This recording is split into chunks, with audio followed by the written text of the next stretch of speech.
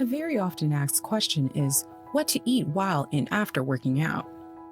And it is a good one because you should take physical activity into account in your nutrition.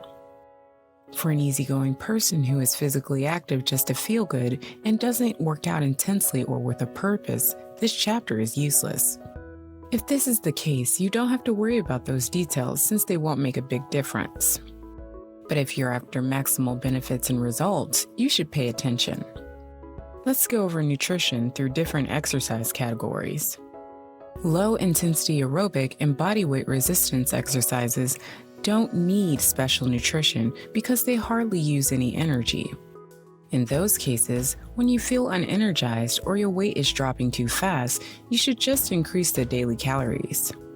Exercise nutrition comes into play when your workout intensity and duration raises.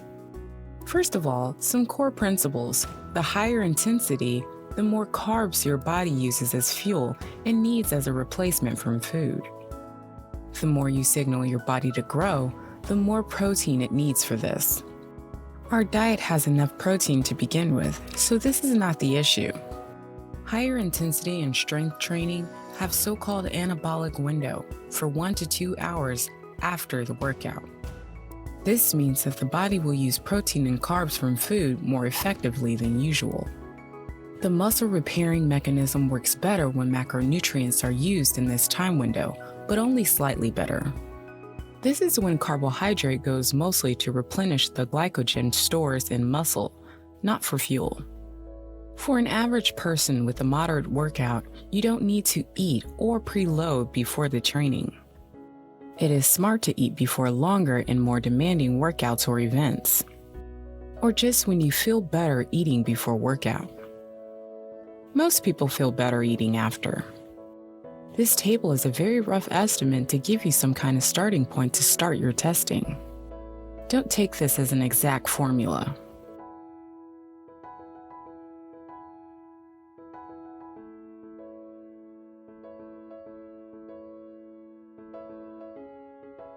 What food should you eat? Proteins, high-quality proteins such as fish, meat, dairy products, eggs, soy, or protein products like protein powder or bars. Carbohydrate. The more intense the workout, the faster absorbing carbohydrates are needed. The best are fruits, sweet berries, good sports drinks, protein products with sugar inside, and milk.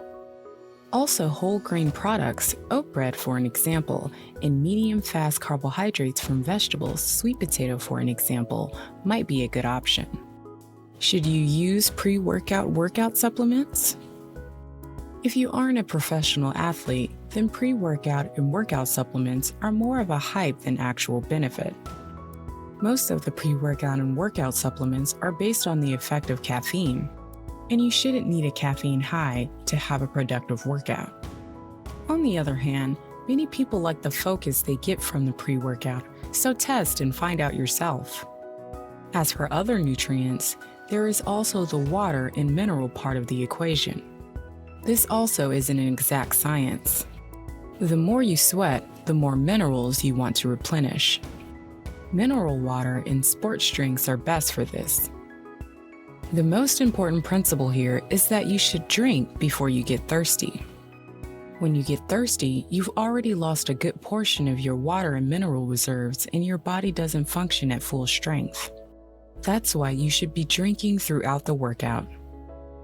A question often asked about exercise nutrition is, should you use supplements?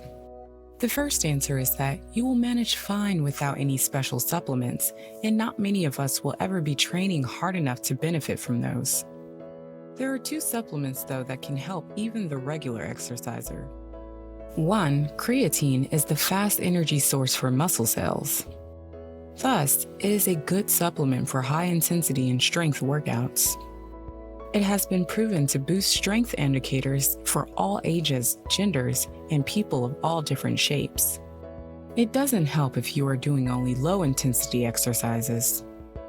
Creatine monohydrate is the most used form in the supplement, but it causes bloating and water retention. That's why you should seek out more expensive but much better quality alternatives. 2. L-carnitine, acetyl L-carnitine to be precise. It is the compound that normally transfers fatty acids to be burnt in the mitochondria. Supplementing with L-carnitine can boost this process. It forces more fatty acids from the blood to muscle cells. It has been proven to work for almost all people when it comes to burning fat. Granted that they were losing weight. It won't do anything for the person who isn't losing weight or working out. This was a short review of exercise nutrition. The main takeaways were adding carbs, not fat or protein, is the only thing that you need to worry about in your diet concerning workout nutrition. The best time for most people to eat for maximal benefit is right after workout in the 1 hour, max 2 hour window. Everyone in every case is different. No universal rules, you have to test and see what works for you.